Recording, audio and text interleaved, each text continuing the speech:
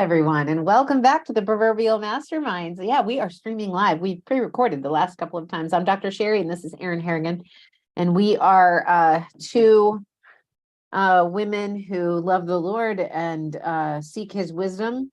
And we're just here to share these conversations that we started having privately, and then we made them public thanks to Erin's recommendation. And so to those of you for joining us for the first time, we are walking through the book of Proverbs. We've been doing it for the past 2 years, which is crazy. 2 years. It's insane. I know. It's like the Israelites in the wilderness. Like it took them 40 years to go, like what would have taken them. How long was it supposed to take them? It was something crazy, like 2 weeks or 3 weeks. Right. Something like that. Well, anyway, so we have been meandering with purpose, but it's taken 2 years to get to chapter 26. And that's where we find ourselves today. So we read a verse a day, and then we come on here every Friday at 2 p.m. Eastern, and we talk about the last 7 verses that we read. We do. So we are continuing in 26. Yes. 3 through 9 today. 3 through 9 today. So I'll read. I'm going to read from the Passion Translation. I read the New King James this week, but sometimes we like to jump around in the translation a little bit. Yeah. So here we go. 26 verse 3. Guide a horse with a whip, direct a donkey with a bridle, and lead a rebellious fool with a beating on his backside. Yes. Right. Don't respond to the words of a fool with more foolish words, or you will become as foolish as he is. Instead, if you are asked a silly question, answer it with words of wisdom, so the fool doesn't think that he's so clever. If you choose a fool to represent you, you're asking for trouble. It will be as bad for you as cutting off your own feet. You can never trust the words of a fool, just like a crippled man can't trust his legs to support him. Give honor to a fool and watch it backfire, like a stone tied to a slingshot. And then verse 9, the statements of a fool will hurt others like a thorn bush brandished by a drunk. There's a lot of fools happening in this chapter. I was going to, just say, yeah, it's interesting, this chapter. So like here, we're talking a lot about the fool. And then we're talking, the next week is a lot about the sluggard or the lazy person. And it's interesting to me that Solomon spends so much time on this.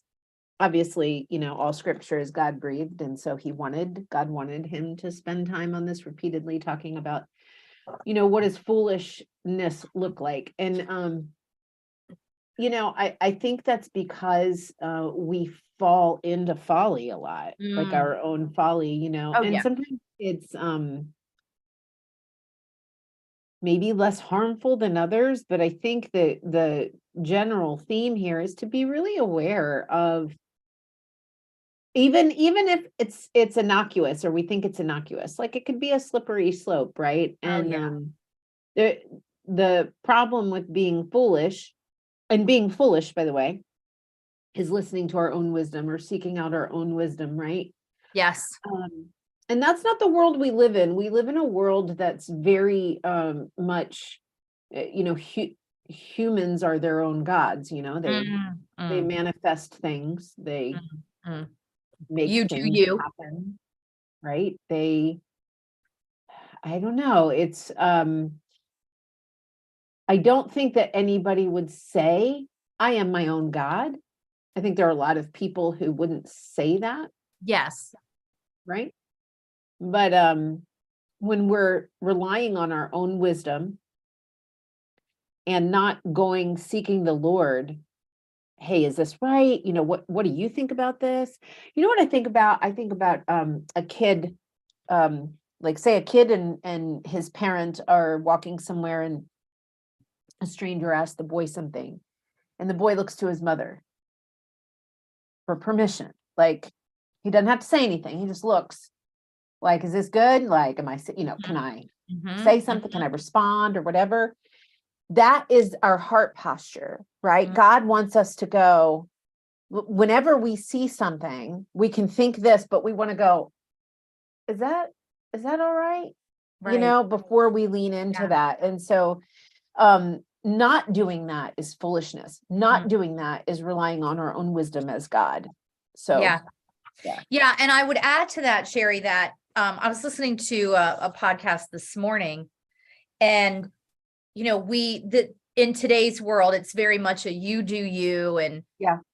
that there's freedom in all of it, or so we think there's freedom in all of that. And leaning on our own understanding is you do you. And it's foolish. What gives me solace about this, well, the Bible does anyway, but that this whole idea of the fool keeps coming up. This was thousands of years ago that this was written. And if you read the Old Testament, there was a lot of foolishness. Even kings, we've talked about David. I was reading in Second Chronicles most recently, King Hezekiah, who followed, I think I talked about him last week, right? He followed the Lord. He was a man after the Lord's heart until he made a foolish move.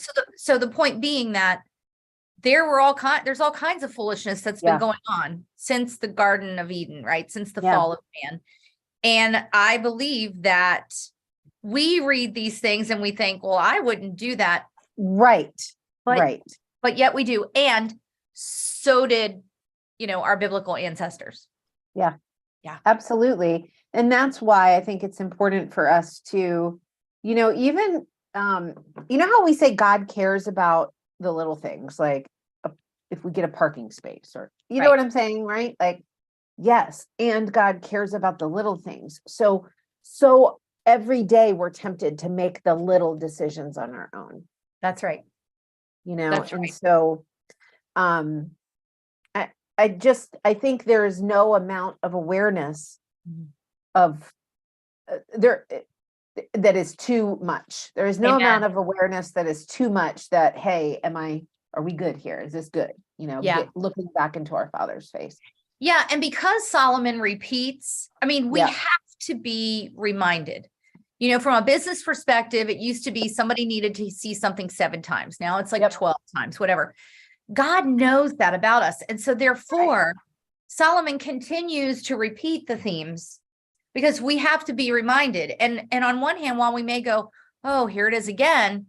No, like, oh, here it is again. Like, this is really important to the Lord. And so he's got to continually repeat it to us. Yes. Yeah. Absolutely. Yeah. So there's the foundation for talking about fools. Yes. Okay. So let's start with 3: a whip for the horse, a bridle for the donkey, and a rod for the fool's back. Let's talk about that. Why do we need a whip for a horse? I wouldn't whip a horse, but why did they need a whip for a horse? Like, Just go, right? Like, hey, pay attention, keep moving.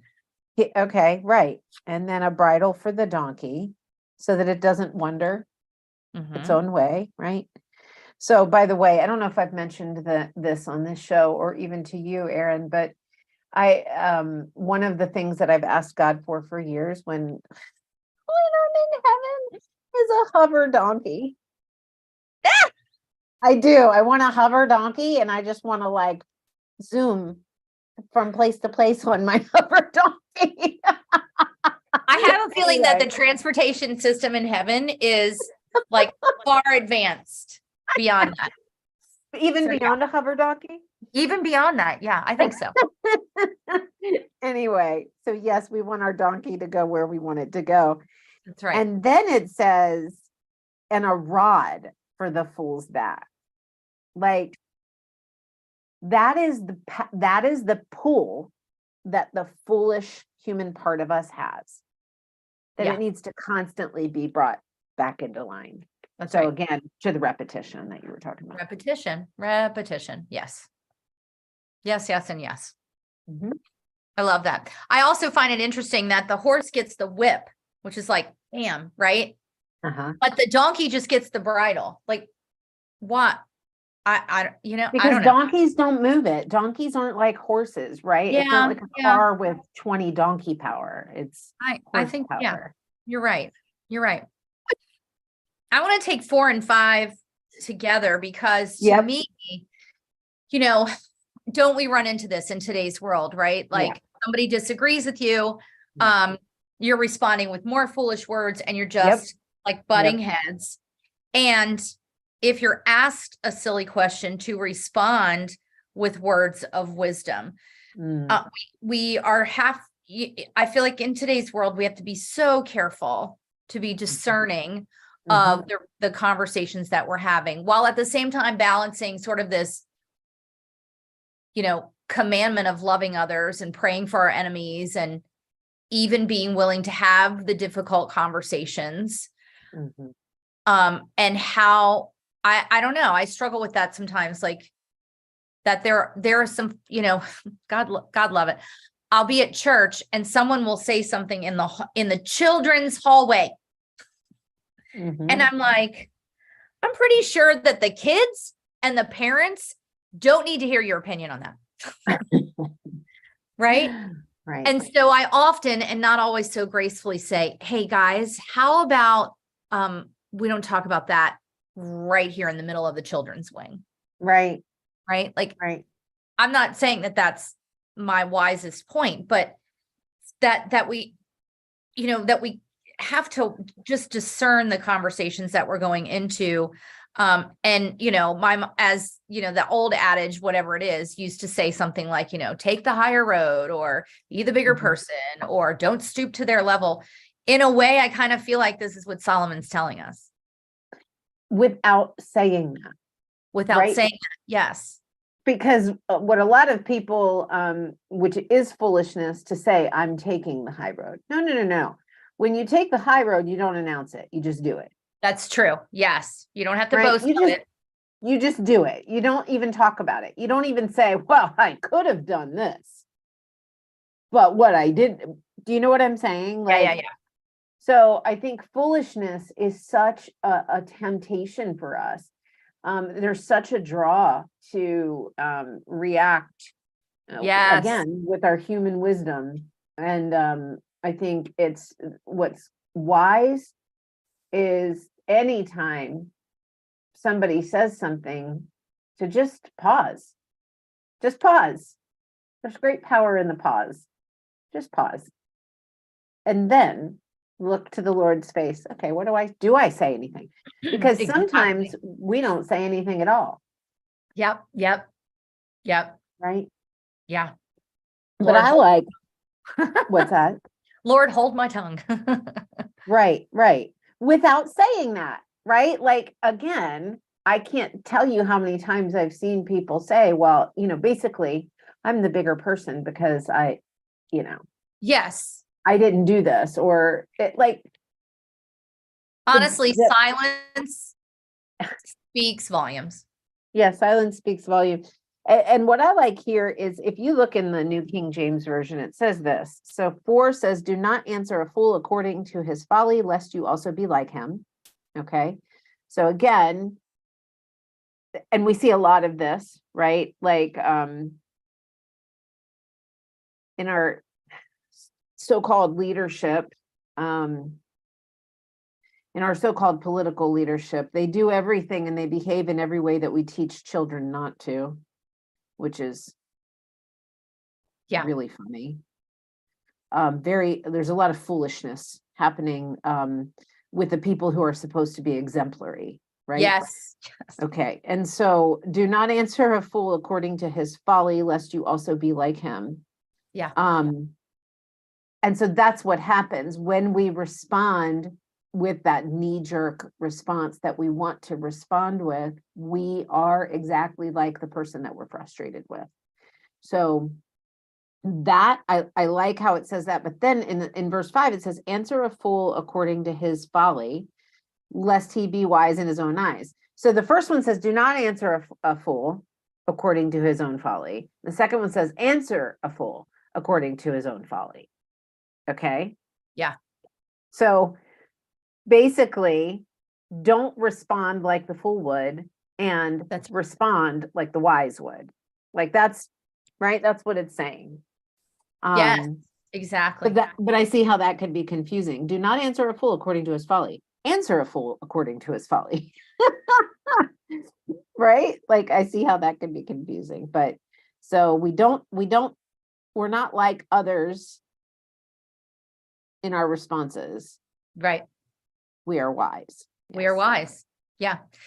And showing up with that posture, I see does two things. One is it actually sometimes prevents the fools from coming to you to even start, right? Because they're like, oh, I'm not going to even talk to her about that because Right.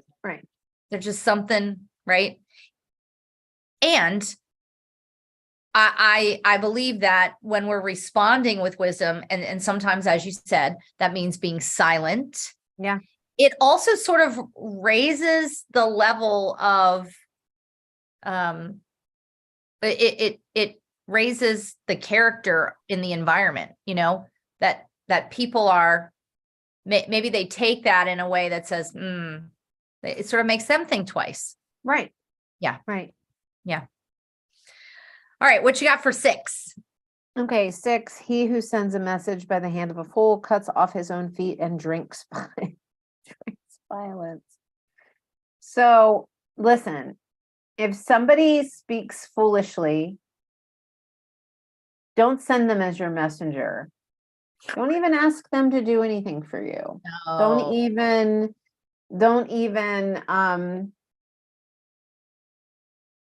don't partner with them in any way, right? No. Because if you have a message that you want sent, what I like about this imagery is cutting off his own feet. Your message isn't going to go anywhere. In fact, it's going to be buried and butchered and buried, if you give it to somebody who doesn't value it and who responds and behaves foolishly. Exactly. Right. So it's just about being equally yoked. I think that's how I see that. Yeah. Which from a worldly perspective would be, you are the sum of the 5 people you hang around with. Or like our parents used to tell us, like, choose your friends wisely. Right. Yeah. It's the same thing. It's the same thing about that equal yoking. That's good. I like that. Okay. All right. What are we on? 7. 7. Which I think really is related to 6, right? This says you can never trust the words of a fool. Right. Like the legs of the lame that hang limp is a proverb in the mouth of a fool. Right. So even truth can be made of ill effect in the wrong hands. Yes. Yeah. Right. Like maybe I saw this thing, maybe it was a reel or something, and it was talking about God accepts you as you are, and they're like, no, that's actually a lie. Like God doesn't accept you, he loves you as you are, and then when you come to him, he changes you, right? Yeah. So, but that's an example of how the world's wisdom, the human wisdom can distort the truth. And so the truth in the hands of the fool butchers and buries the message. Yeah. Yeah. Oh, so good. Okay. And it goes on. Yeah. Give honor to a fool and watch it backfire. Yeah. Do you ever have those people that, in my best Southern, like, bless their heart, like you just want to give them another chance. And then you just think this time they won't be so foolish, or this time they'll be okay. Right. And yet they still show up foolish because it always backfires. Well, and so again, from human wisdom, what did Maya Angelou say? When somebody shows you who they are the first time, believe them. That's right. That's exactly right. But we also believe in grace, and we believe in, being merciful, but yes.